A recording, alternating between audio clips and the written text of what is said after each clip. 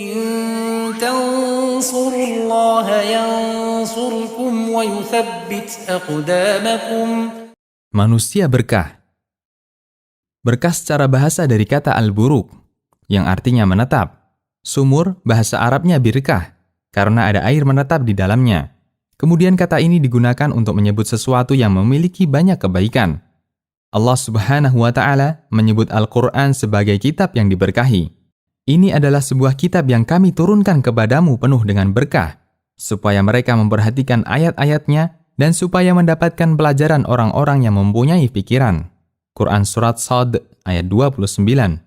Karena dalam Al-Quran menetap banyak kebaikan dari Allah.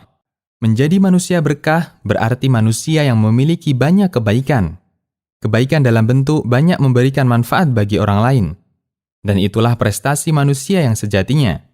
Menjadi hamba Allah yang banyak memberikan manfaat bagi yang lain. Dalam Al-Quran, Allah menyebut Nabi Isa sebagai manusia yang diberkahi. Allah berfirman menceritakan perkataan Nabi Isa sewaktu masih bayi, yang artinya, dan Allah menjadikanku banyak keberkahan dimanapun aku berada. Quran Surat Maryam ayat 31. Beliau disebut orang yang berkah karena beliau membawa wahyu yang merupakan kebaikan untuk semua hamba. Menjadi manusia berkah juga merupakan cita-cita orang tua kita semua. Hampir setiap bayi yang diakikohi, orang tua selalu menggantungkan harapan, semoga menjadi anak yang bermanfaat bagi orang tua, masyarakat, nusa bangsa, dan agama. Mereka berharap agar kita menjadi manusia penebar manfaat. Manfaat tidak hanya untuk orang tua, tapi untuk lingkungannya. Ada seorang penulis yang mendoakan para pembaca karyanya agar menjadi manusia yang berkah di mana-mana. Beliau adalah Syekh Muhammad bin Sulaiman At-Tamimi.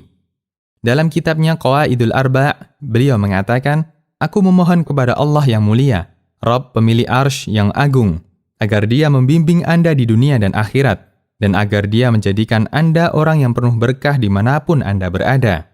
Potensi dan keberkahan. Kita tidak diminta untuk memberikan semua bentuk kebaikan kepada orang lain. Karena itu mustahil bisa kita lakukan. Mengingat kita tidak memiliki semua potensi yang bisa bermanfaat bagi orang lain. Karena itulah, Islam mengarahkan kepada kita untuk memberikan manfaat bagi orang lain sesuai potensi yang kita miliki. Dan bagian dari keadilan Allah, Dia membagi amal bagi para hambanya sesuai potensinya.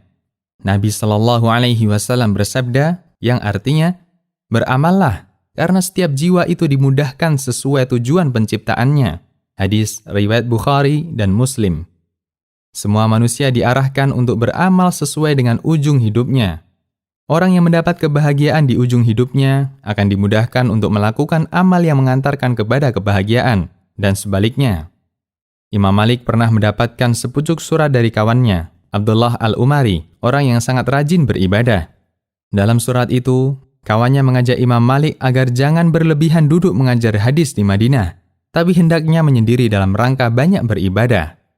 Kemudian Imam Malik memberikan jawaban dengan pernyataan yang cukup menekan. Sesungguhnya Allah Ta'ala telah membagi amal untuk para hambanya, sebagaimana Allah membagi rizki. Ada banyak orang yang dimudahkan untuk melakukan amal sholat, namun dia tidak dimudahkan untuk puasa. Ada juga yang dimudahkan dalam bersedekah, namun tidak dimudahkan untuk amal puasa. Ada yang dimudahkan untuk jihad, namun tidak dimudahkan untuk sholat. Dan menyebarkan ilmu serta mengajarkannya, termasuk amal kebaikan yang paling afdol. Lalu beliau melanjutkan, dan saya telah ridho dengan kemudahan amal yang diberikan oleh Allah kepadaku. Dan aku tidak menganggap bahwa amal yang saat ini saya tekuni lebih rendah tingkatnya dibandingkan amal yang sedang kamu jalani, yaitu berjihad. Dan saya berharap masing-masing kita berada dalam kebaikan.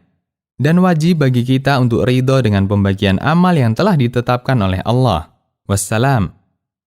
Kita tidak diminta agar semuanya menjadi dai, atau menjadi orang kaya yang dermawan, atau menjadi pejabat yang bisa memberi banyak kemudahan bagi lingkungan. Namun masing-masing diminta untuk menjalankan tugas dan kewajibannya sebagai hamba Allah, dan berusaha memberikan manfaat sesuai potensi yang dimiliki. Mereka yang memiliki jabatan, bisa memberikan manfaat bagi umat Islam dengan jabatannya. Mereka yang diberi kelebihan harta, bisa memberikan manfaat dengan kelebihan hartanya, sebagaimana mereka yang diberi pemahaman ilmu bisa memberikan manfaat dengan ilmunya. Sayangnya, Banyak orang yang berkorban hanya untuk mengembangkan potensi yang manfaatnya tidak berlaku bagi orang lain. Berkorban untuk merawat kecantikan, berkorban untuk semakin tampan dan menawan.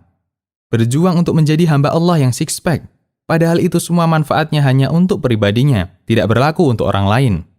Paling-paling yang mendapat manfaatnya hanya pasangan hidupnya, suaminya, atau istrinya.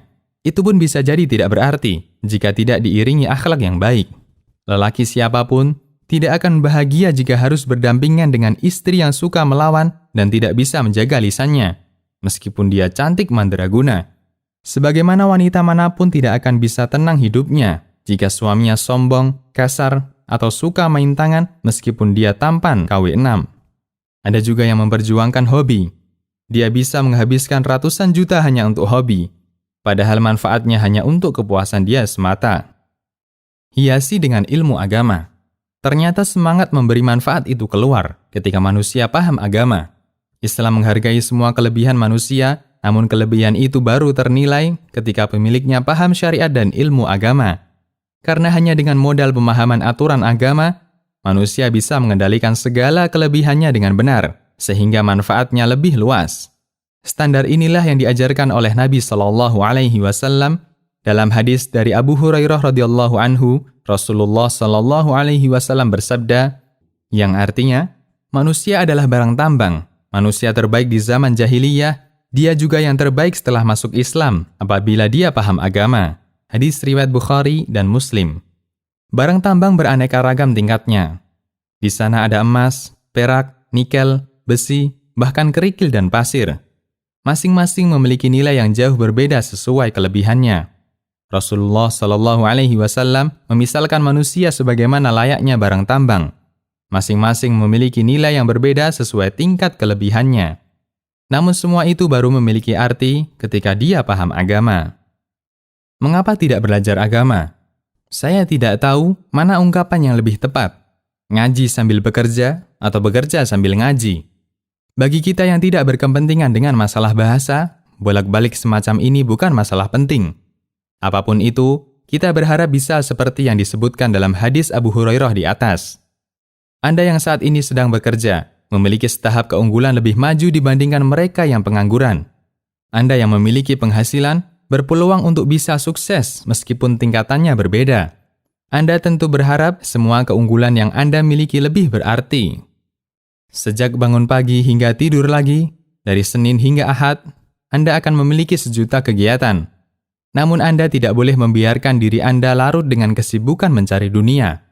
Dengan adanya banyak kesibukan, menuntut Anda untuk cerdas dalam menentukan prioritas. Nasihat pertama, hati-hati dalam memilih komunitas. Sebagian besar manusia rusak karena salah memilih komunitas.